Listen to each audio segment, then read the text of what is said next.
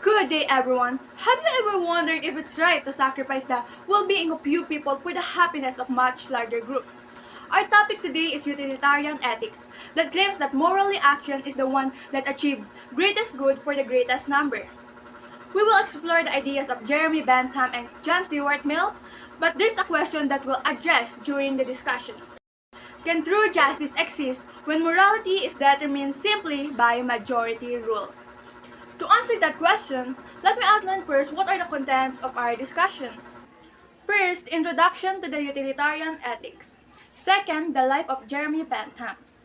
Third, the principle of utilitarianism. Fourth, the hedonistic calculus. Fifth, the life of John Stuart Mill. Sixth, the benevolent spectator principle.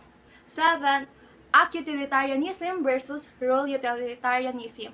Lastly, eighth, critique on utilitarianism.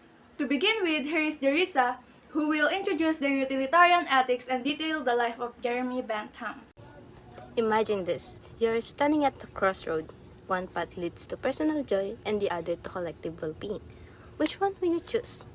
Today, we explore a philosophy that dares us to ask, what if the best choice isn't just about me, but about us? Welcome to Utilitarian Ethics, a school of thought that challenges how we define goodness, morality, and happiness. Let's dive into a principle that has shaped laws, policies, and everyday decisions for the centuries. The greatest happiness principle. To understand utilitarianism, we must first look at its foundation. This theory begins with the belief that pleasure and happiness are the ultimate goal of human life.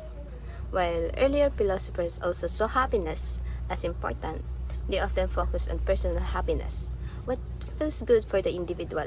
In contrast, utilitarianism shifts the focus outward. It asks us to consider the happiness of everyone affected by our action. In short, utilitarianism teaches that the morally right action is the one that produces the most happiness for the most people. From this idea comes a key principle, the greatest good of the greatest number. This means that when we make choices, we should aim for the outcome that benefit the most people. Instead of asking, what's best for one person? We ask, what's best for many? This way of thinking is often used in areas like public health, education, and policy making, where decisions affect large groups and the goal is to improve overall well-being. But what is the difference between consequentialism and utilitarianism? To answer that, we need to understand how these two ideas relate. Consequentialism is a broad ethical theory that focuses on outcomes. It says that the morality of an action depends entirely on its consequences. If the result is good, the action is considered right. If the result is harmful, it's considered wrong. Utilitarianism, on the other hand, is a specific form of consequentialism. It narrows the focus by defining good as happiness or pleasure. In other words, utilitarianism teaches that the morally right action is the one that produces the greatest amount of happiness for the greatest number of people. So, while both theories look at outcomes, utilitarianism is more specific in what kind of outcomes it values most.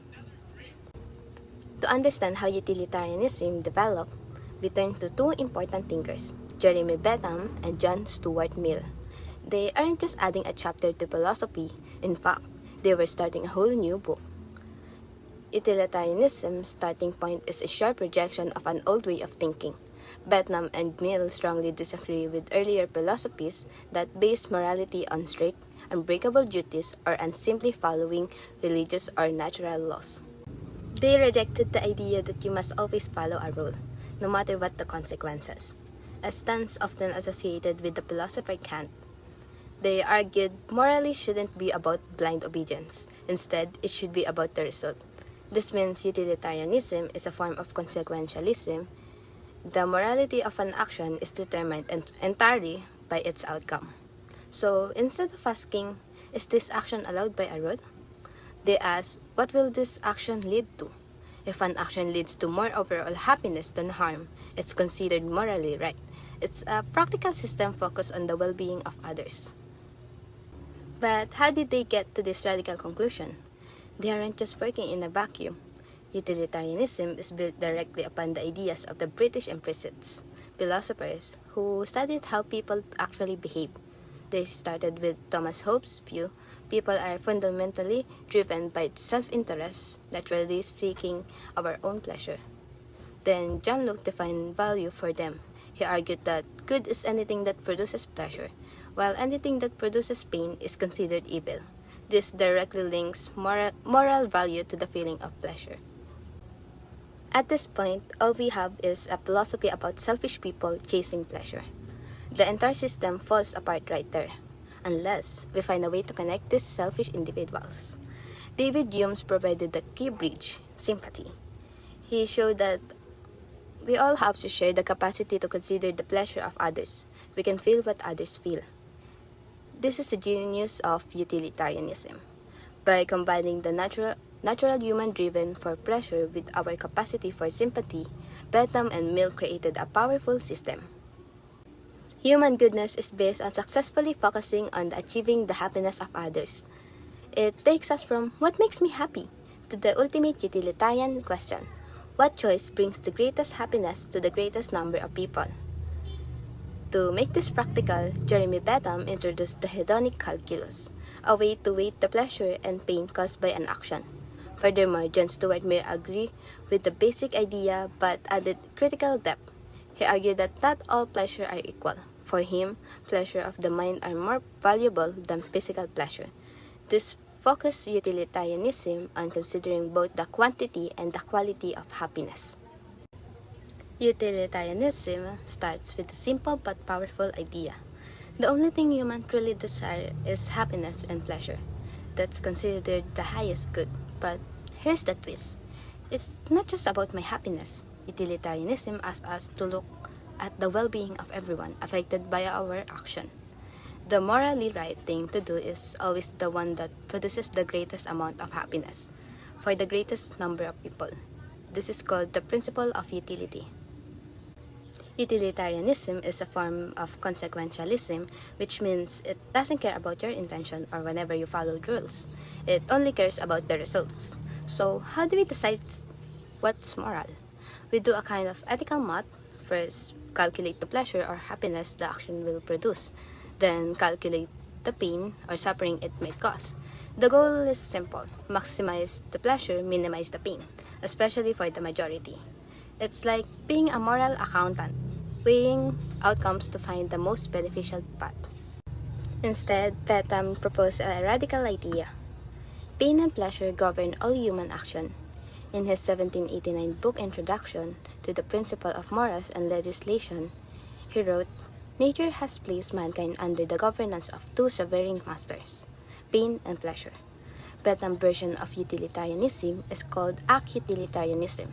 It means we evaluate each action individually, case by case. If a specific act increases happiness for the greatest number, it's morally right. He wasn't just a superman, he was a reformer. Bentham pushed by democracy, better law, and moral governance. He believed governments should always follow the principle of the greatest good. He even argued that all government is in itself one vast evil, unless it serves the people's happiness. Bentham lived to be 84 years old, passing away in 1832 due to old age. Even in his death, he made a statement. He donated his body to science and requested it to be preserved and displayed. His wax-headed, dressed corpse, called the Auto-Icon, sits still at University College London, attending board's meeting in spirit. It's a quirky but fitting tribute to a man who believed in transparency, education, and the public good.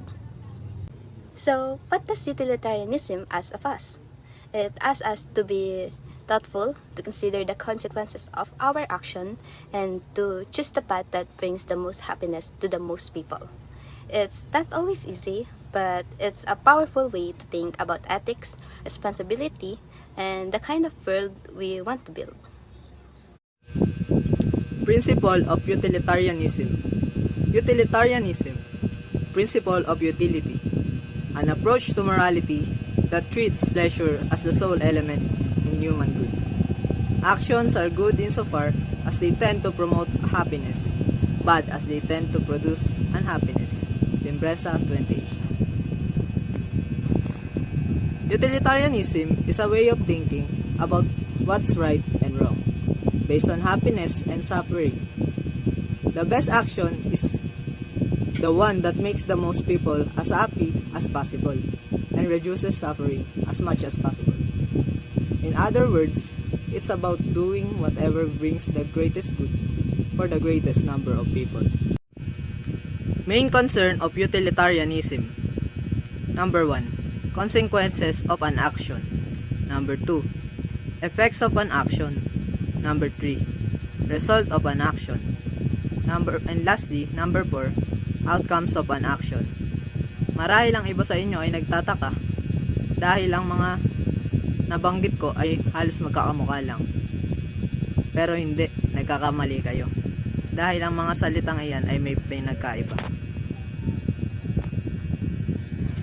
Outcome, ito ang pinaka-result ng naging action o kung anong bagay man ang ginawa mo. Consequences ay resulta o konotasyon ng negatibo o may penalty. Effect, ito yung pinaka-general term para sa ginawa mo. In short, general term ng ginawa mong action. Effect, epekto ng ginawa mo. Result, result naman ay isang specific na salita. Direct effect or ine-expect mong mangyari. Utilitarianism may be called teleological. It comes from the word Greek telos, which means end or purpose. Some pains may result from the action that human beings take. However, it is important that each person should do the action that has the greatest possible balance of happiness over unhappiness for all individuals affected. Example, a doctor with 6 patients who all need a life-saving drug, but there is only enough of the drug for 1 patient to be saved with all 6 doses. A utilitarian would give all 6 doses to the 5 patient who could be saved with a single dose, resulting in 5 lives saved instead of 1. Because this maximizes overall happiness by preventing more suffering. Sinasaad dito na kailangan mas piliin natin ang papabor sa karamihan. Kagaya dito, mas gagaling ang 5 tao kumpara sa isa. Mas greater ang happiness ng 5 kumpara sa isa. Mas maliligtas ang buhay ng 5 kumpara sa isa. At ang yung isa na yon ay kailangan ng 6 na dose para gumaling, kumpara sa 5 na kailangan lamang ng tigi-tigisa. Kung kaya naman, mas pipiliin ng isang utilitarian ang 5 mabubuhay kesa sa isa. Other formulation of principle of utility. Principle of the greatest number. An action is good if it produces the greatest happiness for the greatest number of people, and bad if it produces more harm than benefit for the greatest number of individuals. An example of in this principle is the trolley scenario. A utilitarian will pull the lever to save the lives of 5 people instead of 1. Because we're talking about the greatest number, 5 is greater than 1. So basically, an utilitarian will save the lives of 5 people instead of 1. Principle of equity. An action is good if it provides equal benefits or happiness for the greatest number of individuals concerned. Tempresa 29. For this naman, ang example na maibibigay ko ay about sa mag-asawa na malapit ng mag-divorce or nagkakaroon na ng hindi pagkakasunduan. Napagdesisyon na ng isang judge na bigyan pa rin ng karapatan ang asawang lalaki sa kanilang bahay kahit na ang pangalan nito ay nakapangalan sa babae. Dahil sa principle of equity, kailangan ng equal benefits of happiness ng dalawang tao, nung mag-asawa na concerned sa conflict. Hedonistic calculus, pleasure-pain calculus or hedonistic calculus, a method of determining which of alternative action would be preferable because of the amount of pleasure to be anticipated. An action to be considered good or moral if it is more intense. It consists of intensity, duration, certainty, frequency, fecundity, purity, and extent. In simple words, it's like a formula to measure happiness. Bantam believe we should do things that bring the most happiness for the most people. And for the 7 parts of hedonistic calculus, for the intensity, how strong is the pleasure or pain? Is it a little bit enjoyable or super enjoyable? Number 2, duration. How long does the pleasure or pain last? Will it be over quickly or last a long time? Number 3, certainty. How likely is it that the pleasure or pain will happen? Is it guaranteed or just a maybe? Number 4, propinquity or nearness. How soon will the pleasure or pain happen? Will it happen right away or in the distant future? Number 5, fecundity. Will it lead to more pleasure or pain in the future? Does one good thing lead to another? Number 6, purity. How free is the pleasure from pain or the pain from pleasure? Is the happiness clean or mixed with guilt, regret, and others? Lastly, extent. How many people will be affected? Will it help just you or a lot of people? Important keys.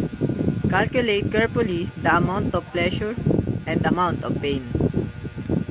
Second, amount of pain should be subtracted from the amount of pleasure in order to determine the balance. Third, if the difference is positive, action is considered morally acceptable. And lastly, higher the difference, action is considered more moral. Now, let us talk about the life of John Stuart Mill. Let us talk about the background of his life. He was born in London, 1806, and he was the oldest child among all his siblings. Her father, John Mill, and Harriet Mill as her mother. His father, James Mill, became a respected author, which Jeremy Bentham became a devoted follower. He described his father as the principal shaper through his early life by putting him at one of the most exacting programs of home education. Now, let us talk about his learning experiences. On age 3, he began learning the Greek language, and before 7, he was able to read Greek authors in their own language. And at age 8, he began studying heavy works of Plato, studying Latin, Euclid, and algebra. He was forced to read a lot. That every morning, he was made to update to his father on what he read the previous day. Moving on, let us talk about what we realize on John Stuart Mill's background. His intellectual development was said to have great effect on his childhood. He lost the normal childhood, being playful, feelings, and friendship. Later, he wrote, "I was never a boy. Then, through the training bestowed on me by my father, I may fairly say, with an advantage of a quarter of a century over my contemporaries," meaning to say he meant that he is he has an advantage over other childs by intellectual means. Moving on,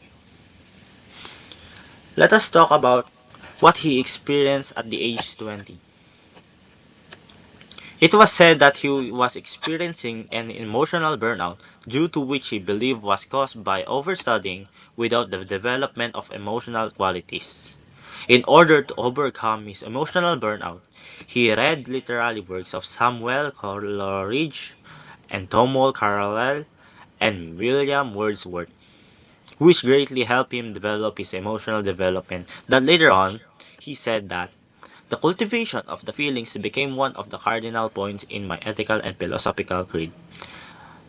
Moving on, as he grew older, he met Harriet Taylor, which he had formed a long-lasting relationship. Mrs. Taylor influenced John by giving him new insights or inspiration, which added deeper and more personal side to his side character. After the death of Mrs. Taylor's husband, Mrs. Taylor and John Stewart married each other, which later on we found that Mrs. Taylor was giving him new insights or inspirations, which added a deeper and more personal side to his character. Mrs. Taylor's effect on John Stewart is so effective that her inspiration was so much that she was credited as the co-author of the most important works of John Mill. Moving on, let us talk about John Stuart Mill, the side of his politics side. He was asked to be a member of the Parliament, and after a thorough thinking of the pros and cons of joining, he agreed. He became a member of the Parliament by winning the election in 1865. During his years in the Parliament, he fought for the exploited in Jamaica, giving them the opportunity to work and gaining voting rights. And he also pushed for fairer land distribution on Ireland. Lastly, his involvement in the politics highlighted his views as an advocate of utilitarianism. Moving on, after his death in 1875 at the age of 67, looking back on a life devoted to the cause of human happiness and the alleviation of human misery, he said to his stepdaughter, "You know that I have done my work." That's all for John Stuart Mill's background. Thank you. Hello, it's me again. But before we move on, let me ask you a question. Would you rather be rich but sad or poor but happy? Moving on, this part of the lesson will be about the benevolent spectator principle. Mill followed the philosophy of Bentham to some extent, but disagreed with Bentham's hedonistic calculus. He believed that it is impossible to calculate the amount of pleasure and pain in a certain action. He believed that no human person will be able to determine which is more intense between two pleasurable sensations or more acute between two pains. Moving on. He placed greater importance on the happiness of all rather than one's own happiness. He said that happiness must be considered before making a moral decision. In Bentham's quantitative hedonism and his qualitative hedonism, he refused the idea of quantitative hedonism, but rather he agreed with qualitative hedonism. Moving on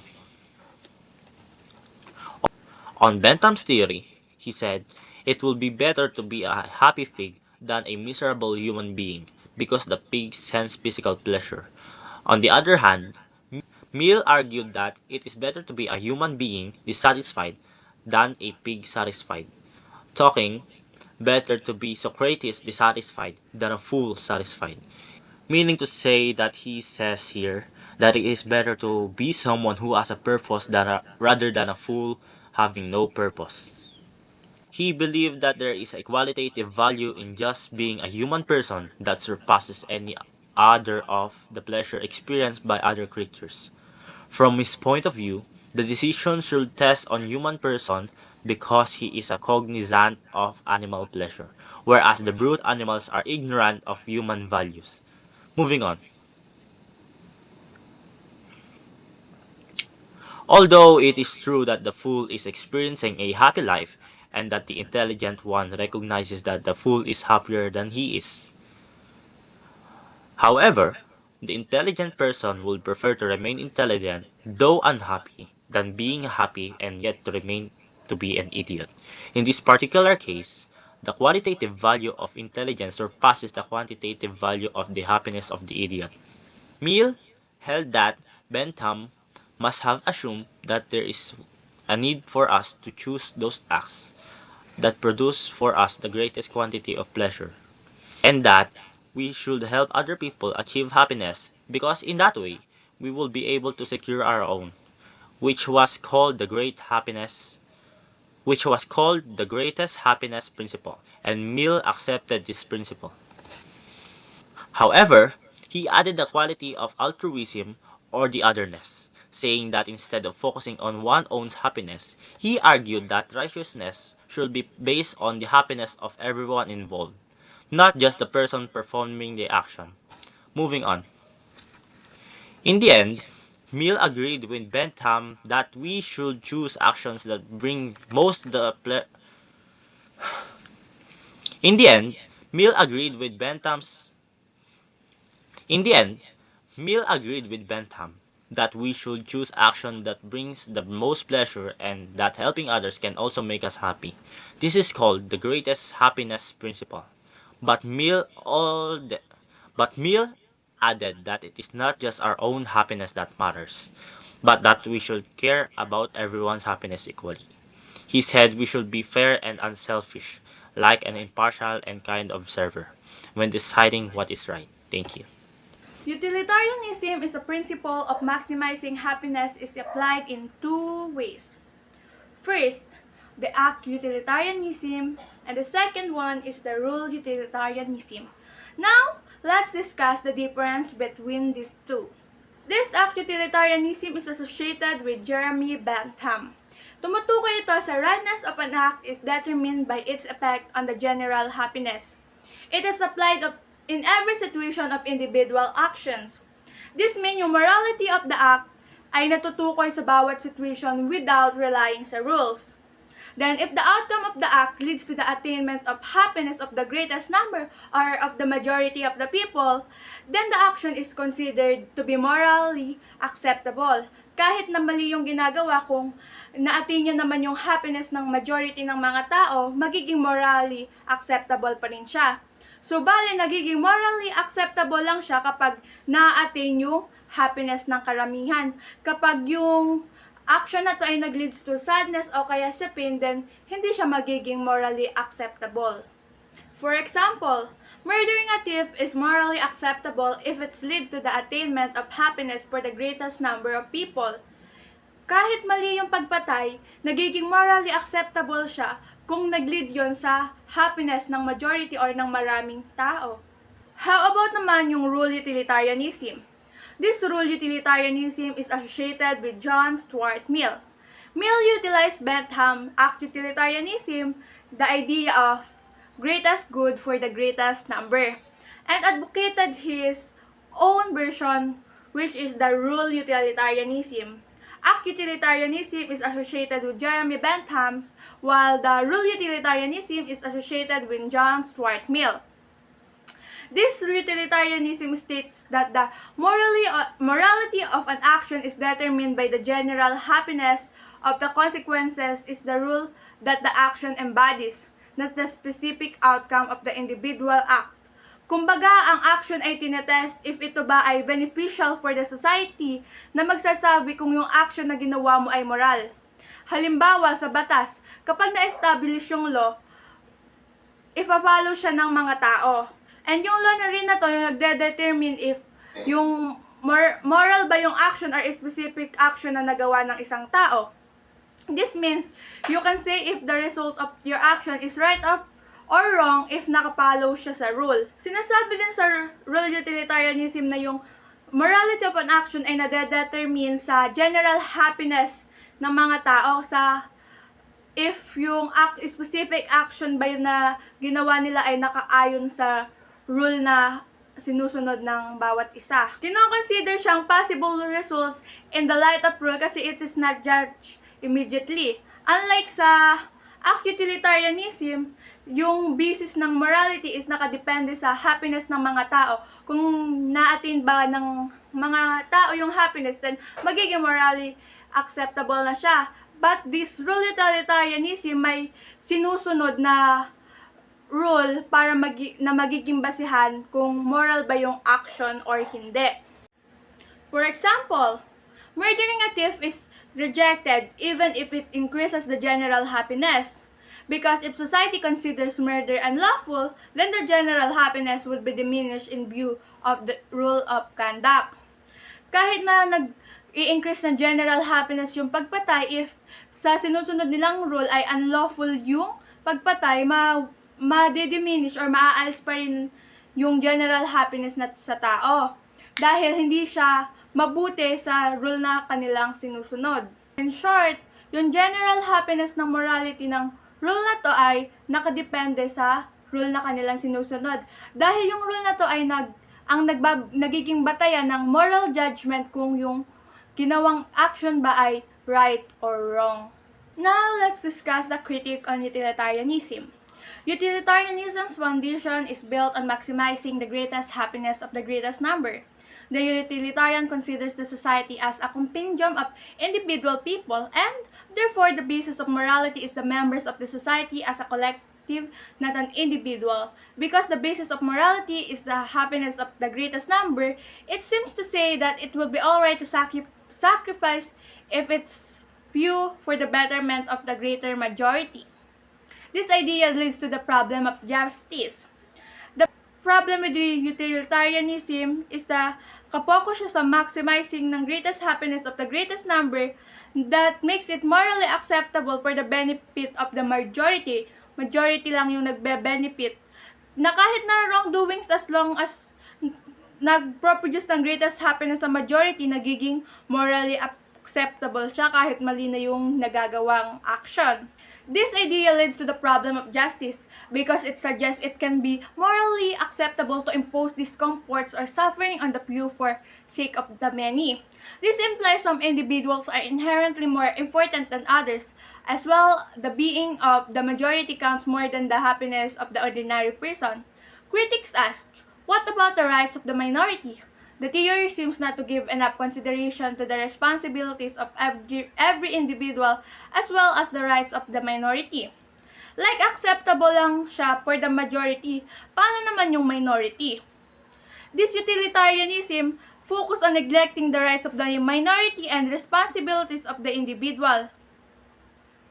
Dahil ang problem of the justice dito is yung nakafocus lang yung morally na judgment for the majority or the greatest number of the people. Eh, paano naman yung few or yung hindi naging happy? Diba? Parang unbalanced. Furthermore, utilitarianism may also seem to justify the actions of Robin Hood. Si Robin Hood yung ninanakawan niya yung mayayaman para ibigay sa may hira, para maging fair, maging umangat din yung mga mahihirap, but that's stealing. The action of stealing may be considered morally acceptable if it's for the sake of many. Nakaayon yun sa utilitarianism. Kung para sa okay sa karamihan, nagiging morally acceptable siya. It may also lead us to say that cheating may be considered morally justifiable if such action will be beneficial and desirable to as many people as possible. Nagiging morally acceptable lang siya kung nagiging desirable or beneficial siya sa maraming tao. This means a society acting from evil motives but producing desirable result is good. Kahit na mali yung ginagawa ng mga tao, nagiging mabuti siya or morally acceptable kung nagbe-benefit naman yung mga maraming tao. That would be unfair. However, rule utilitarianism serves as a direct response, judging action by adherence to moral rules that generally promote long-term happiness and thereby protect individual rights.